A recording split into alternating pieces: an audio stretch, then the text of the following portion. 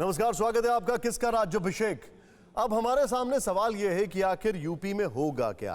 15 तारीख तक तो सब कुछ डिजिटल है और हमारे साथ अब से कुछ ही देर के अंदर, बल्कि कुछ ही समय के अंदर ओवैसी साहब जुड़ने वाले हैं और उनसे हम बातचीत करेंगे। असदुद्दीन ओवैसी को कौन नहीं जानता है, अच्छी तरीके से सब हर कोई इनके साथ वाकिफ है। क्या इनका कहना है, इनसे हम बातचीत करेंगे, सीधे आपको लेकर चलते हैं। ओवैसी साहब, स्वागत है आपका, थैंक यू वेरी मच, हमारे साथ आप जुड़े। आप सुन सकते हैं मुझे ओवैसी साहब? जी, मैं जानना चाह रहा हूं सब लोग सेफ हैं, सब ठीक है? बहुत बहुत शुक्रिया। जी जी ठीक है सर।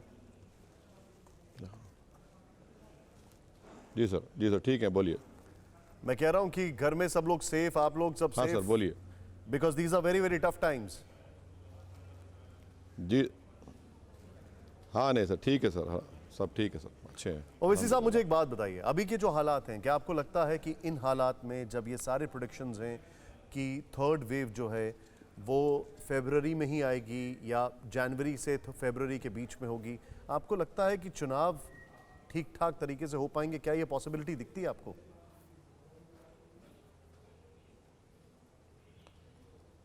अब देखिए, जब इलेक्शन कमीशन ऑफ इंडिया ने फैसला ले लिया है चुनाव कराने का और चीफ इलेक्शन कमिश्नर ने बड़ी ही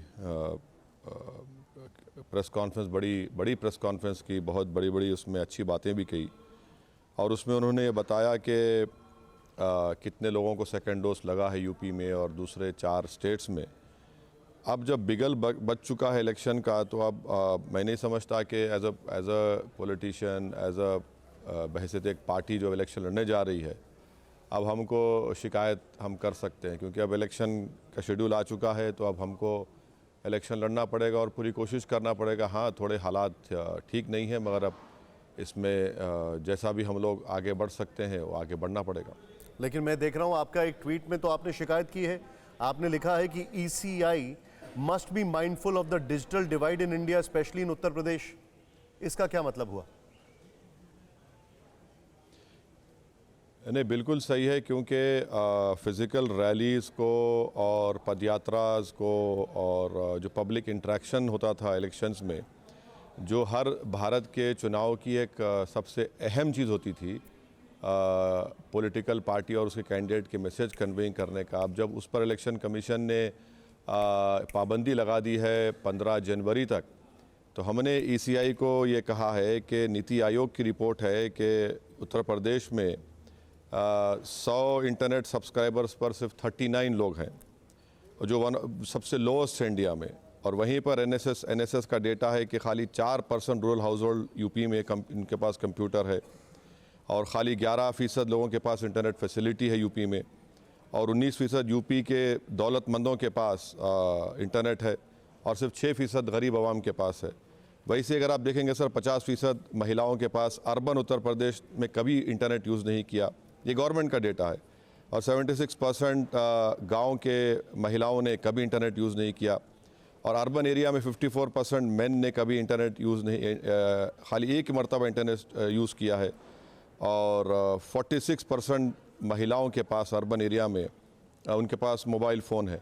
तो ये सब देखते हुए तो यकीनन एक डिजिटल डिवाइड तो है, और साथ ही साथ हम तो election commission, chief election commissioner के सामने मैं उनका शेर ही दोहरा देता हूँ आपके प्रोग्राम में कि CEC साहब ने कहा था कि यकीन हो तो कोई रास्ता निकलता है, हवा की ओट भी लेकर चिराग जलता है। तो हम उम्मीद करते हैं कि चीफ इलेक्शन कमिश्नर इस 15 जनवरी के बाद गौर करेंगे और कम से कम एक 500 जनता के साथ एक पब्लिक मीटिंग करने की इजाज़त दी जाए, ताकि वो तमाम 500 जनता मास्क हो, मास्क पहने हो, सोशल डिस्टेंसिंग हो। आपसे ये जानना चाहूँगा, क्योंकि बंगाल में आपने कैंपेनिंग की थी, आपने पूरी ताकत झोंकी थी। बंगाल में कोरोना के बाद, बल्कि चुनावों के बाद 900% केसेस बढ़ गए थे।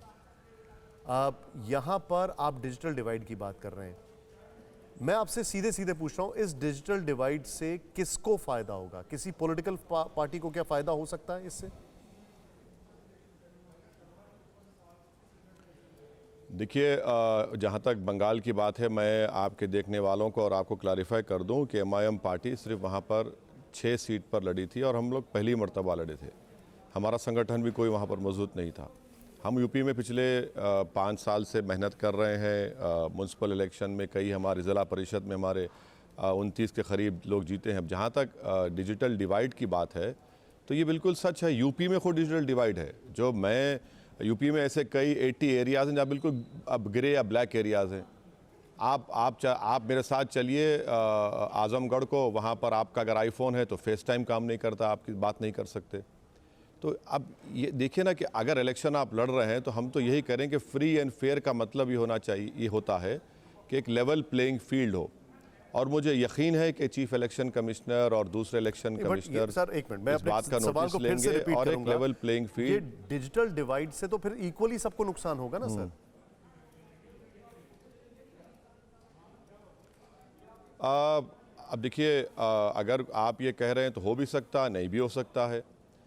मगर इलेक्शन तो अब लड़ना है, और अगर जब उत्तर प्रदेश की जनता अपने पसंद और नापसंद का इजहार ज़रूर करेगी, और उसके लिए जो कम्युनिकेटिंग के जो टूल्स हैं, चाहे वो जनसभा हो, चाहे पदयात्रा हो, या फिर सोशल मीडिया हो, या फिर आपका जो LED के गाड़ी होती हैं और आपके टेलीफोन कॉल्स होते हैं, पदयात्रा होती है, तो अब ये हमको देखना पड़ेगा एज ए पॉलिटिकल पार्टी कि हम इलेक्शन कमीशन के रेगुलेशंस और गाइडलाइंस के तहत हम क्या कर सकते और क्या नहीं कर सकते, तो ये तो देखना पड़ेगा। मगर अब इसमें देखिए, अब समंदर में कूदकर अब समंदर की गहराई से क्या शिकवा करेंगे। अब तो आगे बढ़ चुके हैं, तो हम तो उम्मीद करेंगे ECI इस पर दोबारा गौर करेगा और कोई अच्छा फैसला लेगा। अड़ी सोमवार से शुक्रवार शाम 6 बजे सिर्फ TV9 भारतवर्ष पर।